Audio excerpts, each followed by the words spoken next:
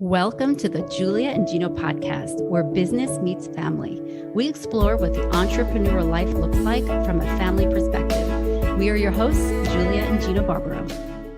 Hey everyone, this is Julia Barbaro, host of the Julia and Gino podcast. I am here with the co-founder of Jake and Gino, my husband and co-host, Gino Barbaro. Julia? Hey. How you doing? I am great. We've got some great guests today. Today's guests are Brielle and Jeremy Ryan Slate. Together, they founded Command Your Brand, a podcast public relations agency that harnesses the power of podcasting to help make them leaders in industries become legends. Since 2016, Command Your Brand's team has booked high-profile clients on over 2,000 plus top podcasts, and totally they are here with us today. And also, congratulations to the book, Unremarkable to Extraordinary. It just launched on Amazon. It's kicking butt. Guys want to go check it out. We're going to discuss the book on the show today, talk about your brand, hopefully put a little business into this because we're going to be talking relationships, but my wife will pull me back with the business and we're going to have a lot of fun. Welcome to the show, guys. Hey, guys. We're excited to be here. Just met you recently. You've quickly become two of our favorite people. Yes. So thanks for having us. Well, you know, I got so much to say about that comment, but I'll let Yeah, no, you guys are so great. Yeah, we've a lot of similarities here, you know, husband, wife, business, family, homeschool, etc. So yeah, it's a big topic. I mean, a lot of people are like, how do you work together? And if you want to go there first, we can, because I think we should. I'd rather go there last, but since Jeremy said his wife is the boss, my wife is the boss also, so we'll let the bosses control. And Jeremy, me, you will hang out here. We'll have a good time. Yeah, it sounds good to me, man. I'm used to it at this point. So, let's go there, really. I think, how did you guys start working together? Because I remember talking to Jeremy a couple of weeks ago, and he said to me, I don't know how I couldn't work with her. So most people have the opposite paradigm. How did you guys start working together and how do you make it work? Do you remember? So this is 2012 and we were at PNC Bank Art Center and we were seeing Brad Paisley. I said to you, oh man, imagine if we could work together. You're like, no, that would never work. You remember that conversation? Well, it was a very, very different time. So like conceptually, I couldn't see that because he was a teacher. So how do you even meld those together? Yeah. But yeah, we've been working together for, I would say, over 10 years now. Yeah. And it's been interesting because, like, you know, as I said, like, so my master's is in history. Brielle studied PR her entire life. She's done PR for, gosh, like 15 plus years now at this point. So we didn't see like how our paths would cross. It was more or less because, like, you know, my life situation changed a lot. And Brielle had always been like a cheerleader for me because she comes from an entrepreneurial family. Like for me, like I come from a very blue collar family. Like, you know, you stay at one company for 40 years, you work and make it happen. And I had a lot of life changes, started this podcast and she was very supportive. And, you know, because of that, that's where the company came from. Why did you guys start the podcast? Do you want the PR answer or the real answer? So the real answer is, you know, I had done all these different things that didn't really work out. You know, I'd done network marketing. I'd sold life insurance. We actually went to China and learned how to source products and private labeled on Amazon, but I kind of like bungled the whole order process and lost everything overnight to one address. You can laugh at it now. Isn't that funny? Yeah. One address in Maryland. That sniper got me. So that was kind of like the end of my business career. And I've been listening to podcasts since, gosh, like 2009 or something like that. And the podcast is called The No Agenda Show, which was the podcast I like to listen to. And now it's the podcast we listen to together. And I just started the show because I'm like, all right, I need something to do other than like just working at a friend's marketing firm. You mentioned something, Jeremy. You mentioned that your wife encouraged you and she's very encouraging in general. And I think that is really the secret of success in a couple, because when, you know, my husband had a lot of interesting ideas of career changes. And if we, you know, as a wife, we can bring you down, let's just be honest. And it's really important that a couple is encouraging to each other, even if you're taking a risk. You know, you got to talk about it. But when we bring down our spouse, that's when you're going to fail in a lot of things. And I think that's important that we forget about that. So I just applaud you, Brielle, for encouraging your husband. Question. You got a question? Yes. I want to even go further. Question. I know you're going to. Because we do talk to a lot of couples about working together. And, you know, a lot of times it's, you know, you have to stay in your lane, you know, your roles, you know, each other's strengths and weaknesses. So how did you in the beginning compared to now? It's been 10 years. What did you learn from the beginning till now? My viewpoint, I think the biggest thing for us is like, we're really big goal people. So like putting our eye on the prize together, how is that working, you know, with us as a couple? How does that work with us as our family, our business, and like we kind of grow it out from there. And that's like for us, I think, to make sure that we're really on the same page. And that's something we've always done. And you like to travel too. So like, you're always thinking of like, Mhm. how can we get Jeremy speaking at this event in this strange location? Because I really want to go there. Or like you Yes. pitched me Yeah. in Thailand a couple of years ago because you're like, I want to go to Thailand. And we Um, still have it sitting there. yeah. As soon as they have the event again, we're back in. 2020 Yeah. was a wild year. I had an incredible speaking calendar book, none of which happened. But like a lot of that type of stuff is motivated by like, what can the family do together, which is kind of cool too. Right. Yeah. So in your company, what roles do each one of you do? I mean, what are your strengths in the company? So Brielle's really, really good at building systems and establishing things. Like even a lot of the things I'm running now, she's built them. She's just really been good at that. So she functions really as the chief operating officer, whereas I'm like the person, I like to do interviews. I do, I'm talking to people all the time. So like I really fit in kind of the brand evangelist CEO type role from that. But I guess how would you describe, our roles? Same. I mean, I think for me, like it's something I've had to do my whole life. I've always been an entrepreneurial family. So I've helped out a lot, helping to establish things, hiring. I've probably hired like, I don't know, thousands of people, I feel like at this point. So So her mom's a chiropractor. So she's like she's helped run her practice for like many years. Yeah. So it's just something that like I've always had my hands in, and I really enjoy that. I enjoy creating. So for me, that's a lot of fun. And then also just with my background in PR, I've always kind of held the reins for that area of our company as well. Yeah. How you want things done. You've been very particular about like, I want them done this way and this is why. But I think that's also important because it makes sure that clients get handled in a certain way too. Mhm. But let me ask you, people always say, oh, you have to stay in your own lane and it's great and all. My wife the other morning woke up and started talking about cash flow and about fulfillment and about what does it cost to bring on a student? And I was like, this is great. I mean, I'm gonna tell Jake, my partner, was like, dude, you are lucky, because my wife never thought about money because like, staying in your own lane. But I think personally, it's always a good thing to see what each one of us is doing, and not for her to come and dictate to me, this is what we should do. But hey, you got a pretty cool job. And I've never thought of your position that way. And how do you guys handle that? Because I'm sure you're both into each other's lanes, as we like to say. How do you stay into your own lane, but still help out on the other side? So it's interesting because like I'm going to be honest, like I hate doing finances and stuff like that. And Brielle's always the one, like, we have to do this. This is the meeting time. This is when we're doing it. So like at the same time, I think you're really good at holding both of us accountable, which is something, I kind of stink at, where I'm like the creative. I want to do this. I want to do that. I want to talk to this person. I want to, write this thing or whatever. Whereas you kind of keep the reins in on things, if that makes sense. Yeah. I think like he likes to go to the shiny objects. He likes the fun stuff. And like, I make sure the practical gets done. Mhm. But I think also like in regards to staying in your own lane, for us, like, because we both have our skill sets that we know that we have, we also ask dumb questions to each other, which is really helpful because that also helps us see our own blind spots. Mhm. Like something I wouldn't think of, because I'm in the area every day, he's able to be like, well, have you thought of blah? And then I'm like, oh no, I never thought of it that way. Like I'm always so into my own, what I'm doing.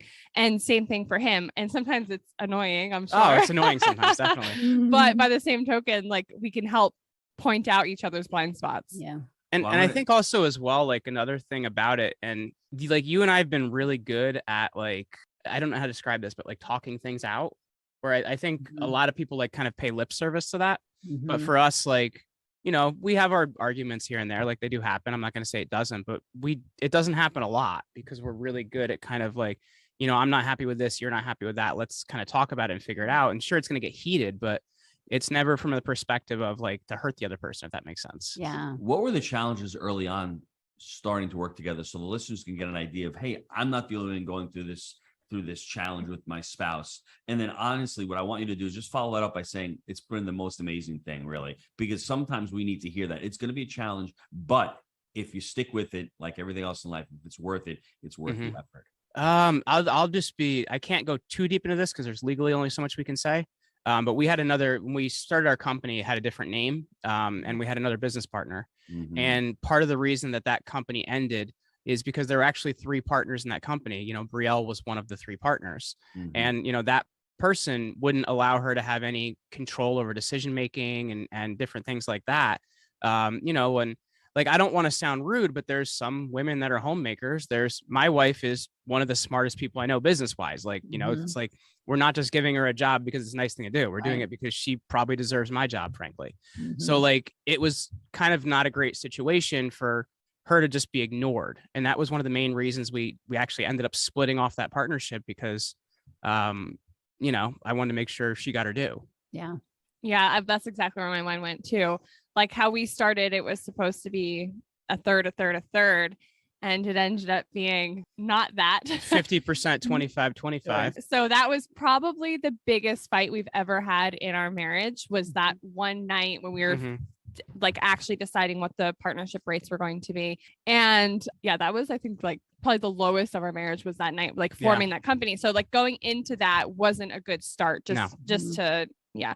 So then when we decided to bring down the house, literally, and build it from scratch, from there on in, like we knew, okay, well, this is how we want it done. And for us, it really has been us working together to create the dream that we want, not based off of what somebody else thinks it should be. Yeah. And I had to be willing to see that, frankly. I wasn't willing to see that in the beginning. And I think, you know, a lot of times you have to be willing to see someone else's viewpoint. You know, what's interesting though, the lowest point in your marriage got to where you are now. And I think that's amazing when we look back at stuff like that. Because when we're in the midst of it, we're like, what's going to happen? You know, where are we going to be? What's the company going to be? And because you can't see into the future. But sometimes when we look back, we're like, wow, that was the most difficult time in our lives. But it brought us to where we are, which is amazing. Because I'm sure my husband was ready to get into your company, Command Your Brand, right? Well, it's interesting though, because, you know, like Julia, I look at like what we were doing then, and like then it felt like, oh my God, like this is like the be all end all, like this is amazing. And I look at it now, it's like we weren't doing a 10th then of what we're doing now. It's just kind of wild. Like we had one employee kind of barely, and like, you know, we have what, like 16 now, I think. So it's like, it's just a very different thing. And we had to kind of be willing to give that up to get what we have now. It's amazing. So what would you say when you're selecting a partner? We always talk about values-based decision making. Would you really say if your values don't align with your potential business partner or the potential venture, hey, it's time to just cut her off as soon as possible? That, but I think, I don't know about you, like I feel like we're much more careful in going in those, like, you know what I mean? Like we're like, frankly, we haven't had a real partnership since then, because we're kind of, I guess, in some ways gun shy, where it's kind of like, I don't want to give someone that much control again. I don't know. How have you felt about that? Yeah, I mean, we almost did, but that was too similar. Yeah. But value-based, yes, I totally agree with that. For us, it's like, because at the end of the day, like if you don't have your core beliefs in alignment, like what are you doing together? You're going to be there. You're going to be fighting with each other. There's going to be some area deep in your soul that you're going to have a disagreement with them. And it's maybe not that person, but you're going to put it on them. And those things build, right? Like it may be that one little thing, and then you pick up another little thing and another little thing and another little thing. And then before you realize it, you have this giant snowball, and you're like, where did this snowball come from? It started as a pebble. You know what I mean? Yeah. Yes. But sometimes too, we have to be in those bad partnerships to know what to look for again, I guess, right? Because that also happened with my husband. He had a couple bad partnerships, but we need to go through those. And a lot of people are so cautious not to have that experience ever, but sometimes that's helpful, right? We didn't know like what questions to ask or anything like that. Right. Like we didn't know, like, what do you consider? What do you look at? Like I was a teacher. I had no background other than like talking to people for hours on a podcast. Like, so like we didn't have experience. And I think, you know, it's made us a lot smarter. Yeah. Yeah. I think one of the biggest learning lessons I think that you can have, and everyone on the call can have, is as you become an adult, you can blame your partner or you can take ultimate responsibility. Because you said something that was eye-opening to me right now. I didn't know. Well, guess what, Jeremy? That's on you, right? Yep. You can blame your partner. And I think as part of the growth, if you can accept that, I did the same thing. I lost $172,000 on my first real estate transaction back in 2005. Was that painful? Absolutely. Does my mom still bring it up at every chance she sees me? Absolutely. But you know what? That's the reality. The reality is I had a sucky partner. He was terrible. He was incompetent. But did I get on a plane, fly down, look at the properties? Did I do my due diligence? Did I know what a syndication was?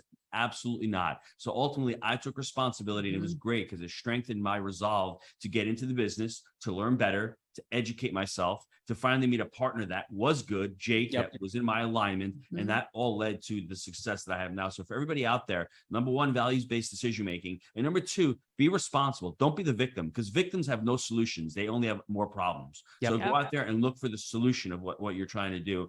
And, you know, we've been talking about working with your spouse. Maybe you would not have been able to work with your spouse at this juncture, and you would have stayed in that relationship, and she would not have been working with you, and you would not have been able to scale up. So now looking back at that, that's probably eye-opening to you as well, isn't it? Yeah. Like, what would it be like if we weren't working together? Like, I don't quite know. I don't know. I don't think we'd be able to laugh as much, because That's I would be, you know what I mean? I would be so upset with him. Like, how did you do that? But no, it's us. Like, the other thing is too, like, our litmus test for, you know, how bad is the situation? Do you want to just say what we do? Well, we often look at each other after we go through something tough and go, well, did we die? Well, no, we didn't die. We're still living. So this is a good thing, right? Yeah. We can only go up from here. It's good. Like, and really, I think, you know, just being able to laugh about it and, you know, figure out, okay, you know, who did, like, post game, figure out what happened, and being able to do it with your spouse, I think in business is so helpful. Yeah.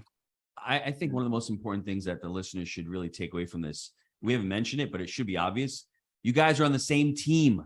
Yep. You're not against each other, and there's no ego in marriage. Well, it's competition. Well, that's really interesting though, because like when we were going through that other situation, like I remember you saying like, hey, I'm on your team. Like, you know, like I remember you saying that. And that's like, at that time, I wasn't treating you like a teammate, you know? Yeah. But that's what it ultimately is. You're in a relationship. And I think when you're working together, I'm better at certain things than my wife. She's better than me at certain things. I have to acknowledge that. And I think if we're trying to hold our spouse back, or we're trying to compete with our spouse, that's not the right thing to do. Even with a partnership, even with a partner like Jake, we're not competing. I'm trying to compliment him, and he's trying to compliment me. But I think in a marriage and working together in that environment, it's really important to keep that eye on the prize. But you guys, you wrote the book Unremarkable to Extraordinary. Now, I have a little bit of a beef with the title, and let me tell you why. Because let us have it. Because Gino was born extraordinary. He came out of the womb amazing. Dude, I am far from that. I'm not even extraordinary yet. I've got a long way to go. But the premise that I think people take away is, and this is for most people, they already think they're unremarkable. And I want everyone out there to listen to this. We're all remarkable. We're all here for a reason. God put us here for a reason. And I know what you're trying to get with the story, with the book itself, because it's a journey. We're all on life's journey. We're all don't know what we want to do. Then all of a sudden we figure it out. We start creating impact. We start helping others. We start going to our sole purpose. And that's what leads us to being extraordinary. But I want everyone to, they know out there, we're all remarkable when we're born, and we just have to figure things out a little bit. So why did you write the book? What was the inspiration for writing the book? Well, I want to bat back on the title a little bit. Thank like, you. I was wondering. Trying to cover it up there. So it's a slightly different viewpoint I'm coming from it on, the thing, like, I get where you're coming from. Like, God all made us special and unique in our own ways. And I think that's important. But the perspective I'm coming from is we all kind of are playing with the same deck of 52 cards. Maybe somebody has a little bit of a glossier deck. Maybe somebody's deck isn't as nice. But like in this case, like it's the things you do and how you react to things and how you handle things that actually help you to become extraordinary. So that's the perspective it came from. And frankly, I've been talking about writing a book for like how long? And you pushed me to do it, actually. So a long time. That's all I can say. Yeah. Brielle's kind of like, are you going to do it this time? Or aren't you going to do it this time? Let's just spend the money and do it. Yeah. Let's just go there before we get into the company.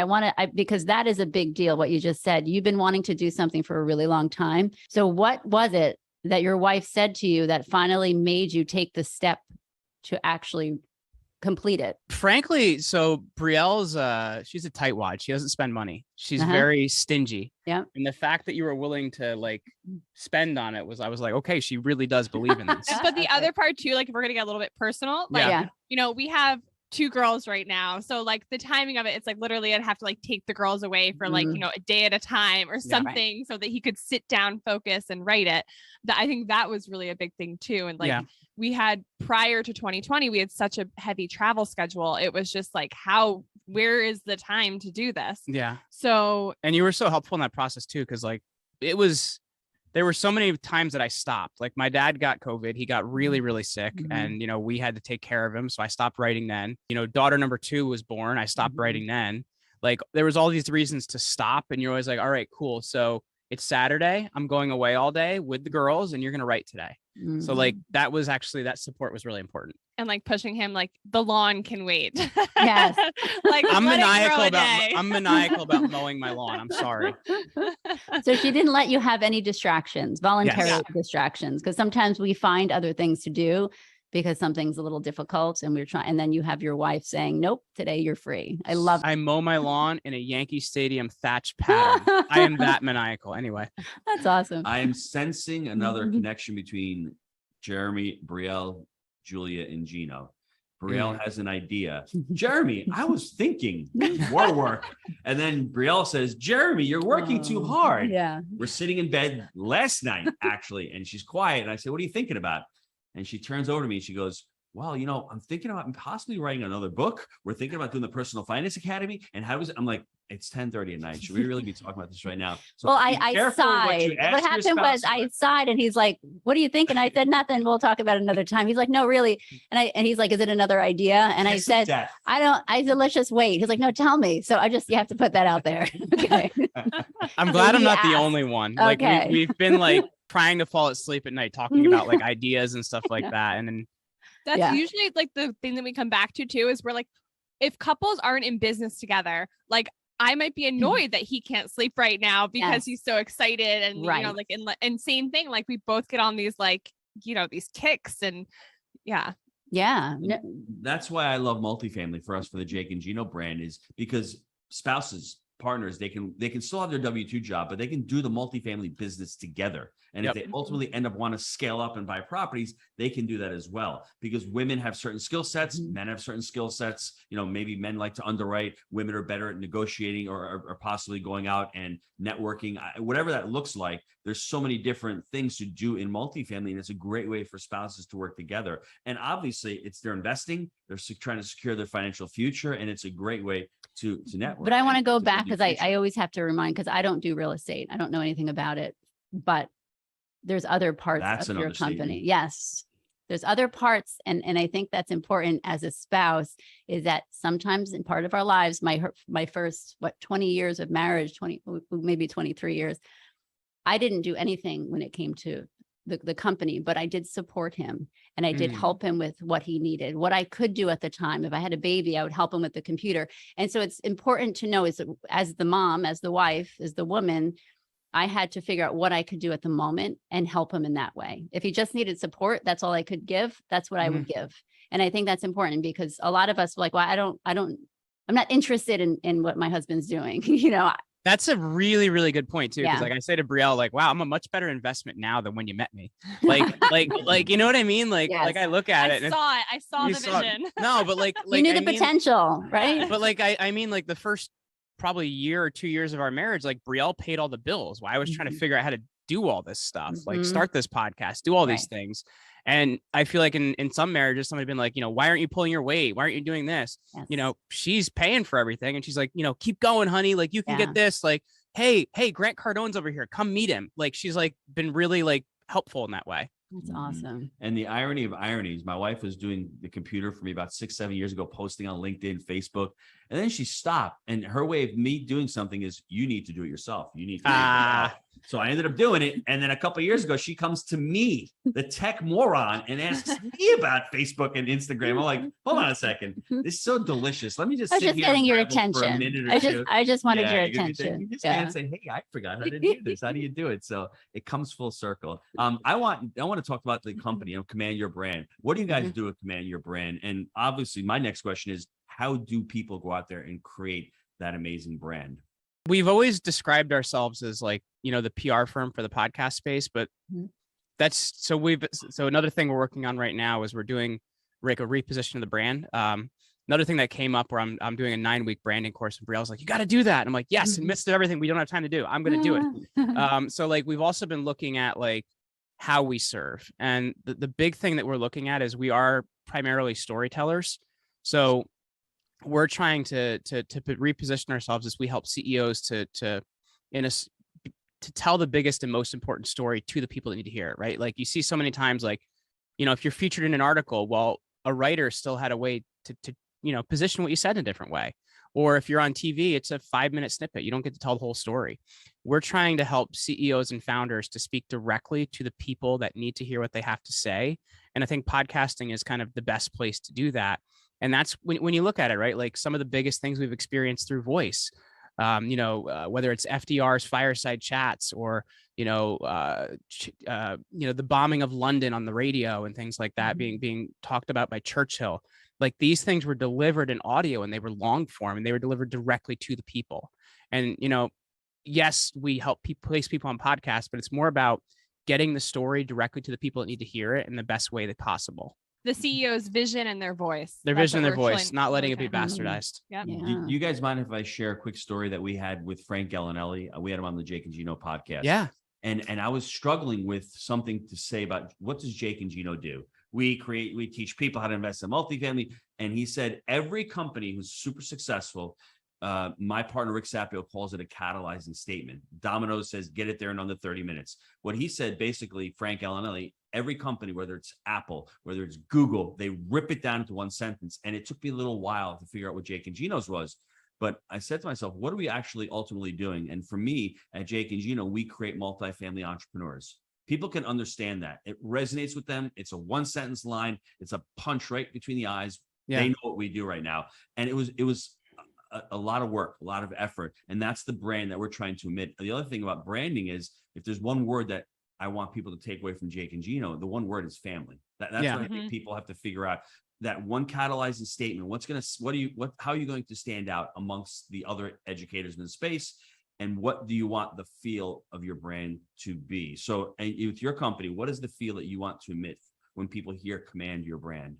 We're helping CEOs and founders to define the future. That's what we really do, right? When you look at it, whether a CEO or a founder is involved in the day-to-day, like it's their vision, it's their perspective, it's their thoughts, it's how they position themselves that does that. So we're really helping CEOs and founders to define the future. Yeah.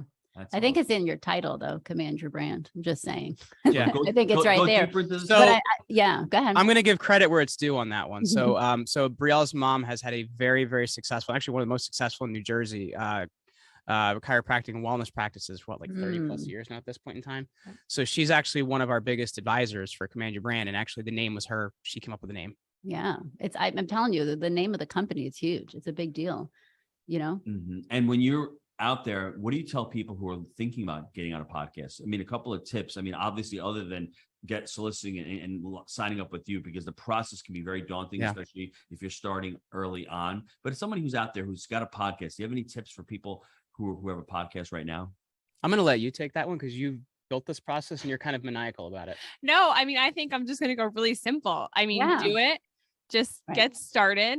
A lot of people are afraid to get started because they are afraid they're going to sound a certain way or they're not going to say the right things. And it's just like, you got to hash it out. Like just get on the mic, start talking, and it'll be what it'll be. But then, but after you do it a few times, it really starts to kick in and you get your messaging down. And that's what a lot of our clients end up getting out of the program is like, we really honed in our message. Yeah. So I think just go for it. Yeah. Clarity of message, I think is really, really important. And I think as well, when you're approaching, I think too often people try to make it about like what their pitch is. When you make it about what your purpose is and how it can serve the audience, I think that's really, really vital. Because you guys know as much as I do hosting my own show, like when somebody comes on and their main thing is about like, I want to sell this thing, I don't really want to talk to that person because it's about like wanting to help the people listening to me. Well, I think it's great though, because a lot of people out there have great ideas. They have great companies and they can't get their message out. And so that's what your company is. It's getting people's message out that they don't have an audience yet, and so going to you and I personally know how the program works. It's super amazing because it's super easy, step by step. There's no like, what do I do next? It's you have everything in line on it's very organized. Everything's sent to you. And that's where Brielle's maniacal process building comes in. Yes, because that's one of the problems with a lot of companies. It's like confusing. Yeah. So like I've worked with companies before. I'm like, kind of like, what is my next step? And like, where am I? Yeah. Right. So Brielle's built this system in Google Sheets for our employees where how many steps are on that sheet? Like 100 and something? Yeah. And everybody tags each other using comments in Google Sheets of Mhm. like, was this done? Okay, what's the next step? What's the next step? So it's like, because we never want a client to feel like they don't know where they're at in the process. Yes. Yeah. Mhm. And people have tried to get us to use Mhm. Slack and all these other programs, and we're like, it doesn't really? work for us. Yeah. We like checklists. We're big checklist Yeah. people. No, I Yeah. agree with you. I'm with you. What I'd say about building a business and building a brand, I had the revelation about 6 months ago. I don't know why it took me so long, that when I was in the restaurant, I had the one solopreneur, that one small restaurant. My thought process was I had the business to support my family.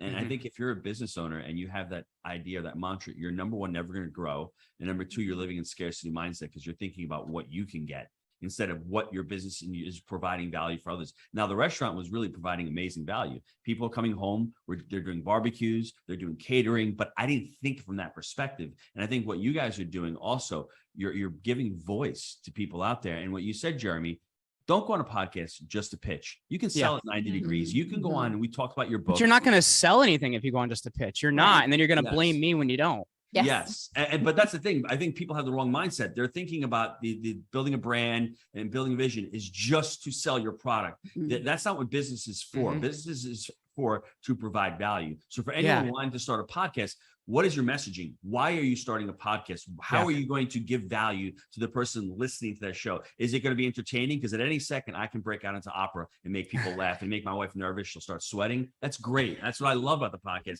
We can make it entertaining. We can make it enjoyable. We can throw in some wisdom into it. We can connect. We can make people feel great. What do you want your podcast to do? How are you going to stand out? And how are you going to provide value? I think that's what people really need to think about the podcast. And then second step is you don't know the systems. You don't know how to do a Calendly link. You don't have a one pager. You don't know how to create that messaging. You don't know what kind of questions to ask. That's where Jeremy and Brielle can step in and help you out with that whole process. Because I think everyone who wants to be a thought leader nowadays, and it's funny because thought leader doesn't even rank high in Google. It's experts. And I hate the word expert because it makes my skin crawl. But because there's so many times self-described, right? Like nobody like named you that. Yes, you're right. But unfortunately, that's what Google picks up and that's what people want to hear. That's where trends high. So for you to be an expert, get out there, be uncomfortable. I mean, if you go back to Jake and Gino's couple first podcasts, it was Jake calls them the dark days, but those dark days lead to the light because we didn't know what we were doing. We just went out there and started it. So do you remember me in our old house in the kitchen recording those podcasts in my iBook? Like how bad that was? Yeah. So he actually had a different podcast that started out with, and then we just had to just scrap the whole thing. That's kind of a theme. If it doesn't work out, burn it down and redo. But that's it. You started. And I think that's really the biggest step is start. You know, even if you have to have a video camera in front of you, record yourself, listen to it over and over again. It's painful as anything, right? To hear your voice. But that's how you learn to get better. It's like the whole concept of done is better than perfect. And that's why. So this is another thing with us. Like, I write things really fast and I write what needs to be said, but there's so many misspellings and so many grammar problems and everything else. Brielle reads it and says, change these 50 things and then we're good to go. Yeah. But like, that's also another way that like we complement each other well too. Yeah. He's so good at like churning out things and like his eye is like always on the prize. Like he can get a project done just looking at like last week. Yeah. Like we accomplished the unimaginable last week. Like we just redid an office and he had it done. What should have been in one day, I sanded all the drywall compound, primed it with 2 coats, painted it with 2 coats, ceiling, trim, and walls, and the next day got the floor in. That's awesome. So like our team that was helping us is like, oh yeah, we're not gonna get the floors in for like 3 weeks, given like what has to get done. And Jeremy's like, nope. 4 o'clock, it'll be done. He's like, come back on Sunday. It's happening. So like literally they were doing that, but like so he's just so good at just powering through. And then but there's usually mistakes which he fixes. Yes. Jeremy, you're killing me because I am not doing that. Now my wife's got the idea that Gino's got to go start doing some floors and sanding. That's where we come in. So we have an au pair that's moving in. I don't know when people are hearing this, but this au pair that's moving in next week. And one of the like we've always worked from home. That's what we've done. But my current office space is going to become her bedroom, which means I don't have an office. So we actually took our garage is like, other than like keeping things in it, like totally unused. So we actually took it and turned it into a really, really cool office space. Like it's got, the electrician came in and rewired everything. We got all the heating ducts in, all the air conditioning stuff in, and all that kind of stuff to like really make that like a usable space. So it's been pretty cool. That's awesome. Last question for me on branding. I mean, for people out there, you're going through the branding process, starting the podcast, starting to be a thought leader. Do you have any other ideas or thoughts on how people can really focus on building their own personal brand? So the one thing that we're looking for is how are you helping the world and bettering mankind? So like, that's kind of where we want to start with and like, see, okay, so and why do we say that? It's because what value are you bringing to society? What value are you bringing to others? Like if it's just, we've mentioned this a few times, everybody on the podcast about, you know, how are you going to get paid or, you know, your family, that's not going to grow the brand. Like we want to see what is your vision? What is your purpose? So it's got to help others survive better, right? If it's just helping you survive better, you know, number one, you're short-sighted, but number two, like other people can't buy into that, right? It's got to be something other people can buy into. Yeah. No, I love that. And I just want to encourage anyone out there. There's a lot of you out there that they have a company, they have ideas. Contact Jeremy and Brielle, because the process that we've gone through with you all has been amazing so far. And I just want to thank you for that. But my husband has some wrap up. So the PR firm for the podcast space, and we help CEOs get their message out. And Jeremy's story of unremarkable to extraordinary. I love the title of the book. I was just playing a little bit. But... Well, give him the byline. Give him the byline. And the original title too was Underdog to Extraordinary, which I turned out hating the more I did it. So it was ignite your passion to go from passive observer to creator of your own life, right? So many people watch life go by, and I love it. And that's available on Amazon. Is that right? Amazon, Barnes and Noble, Books a Million. We're also in bookstores too, so they can get everywhere. Awesome. Excellent. Any final words, guys? It was meet both of you. Yeah, it was great to hang out with you guys. We don't get to do a lot of interviews together. I think we want to start doing more of that. And I just appreciate the opportunity. Yeah. And one final word for me, you guys should do podcasts together because we're promoting family, we're promoting working together as spouses. So I'm going to give you a little bit of an idea, maybe a little bit more work. All right. Spin off another podcast, the Jeremy and Brielle Show. And start what happens? I think and this is interesting, Jeremy, because a lot of the guests that we have are just, they're men. If it's just men, sometimes I'll ask to bring their wives on, and you see the softer side of the guys. So even with Gino and Jake, obviously it's a little different, and I'm sure your own is a little different. So to bring in the wives, it's, you see a little laughter that maybe I see in the future the Jeremy and Brielle Show. Yes. Just put it out there. Or Brielle's the host, and I just hey, I'm the host on this one. I have to do the That's right. Thanks a lot, guys. Command your brand. There's stuff. Well, where can they get it in touch? Yeah. Where can the listeners get in touch with you? Yeah. So I'm gonna make sure I do what Brielle trains our clients on. So if you're looking to really make an impact on podcasts, we put together a really great resource for your audience because, hey, I've been there. I know how hard it is. So if they go over to crushitonpodcast.com, there is an awesome white paper over there on everything they need to know about really getting their PR basics in. Also, you mentioned the book. Just want to give a shout for that. That's over at getextraordinarybook.com. And if they head over there, we have a really great audio program they'll get for free with their purchase called 30 Days of Extraordinary as well. So that's getextraordinarybook.com. Awesome. Thanks, guys. I got to go and put some flooring in the house right now. Hey, good luck, man. Just make sure you tap the hammer sideways. You're going to break the boards, man. I'll see you next week. I got a whole week's project, but thanks. I appreciate it. This is great. Yeah, this was super fun. And for everybody out there that wants to create their brand and get a little uncomfortable, because that's what the process is all about. It's okay. You're going to look bad in the beginning, but with sticking in there, sticking in there and getting the right tutelage and getting the right mentorship on how to create the brand, you're going to dramatically shorten your learning curve. Absolutely. So guys, I want to thank you for being on and have a great day. Hey, thank you so much, guys. Thank you.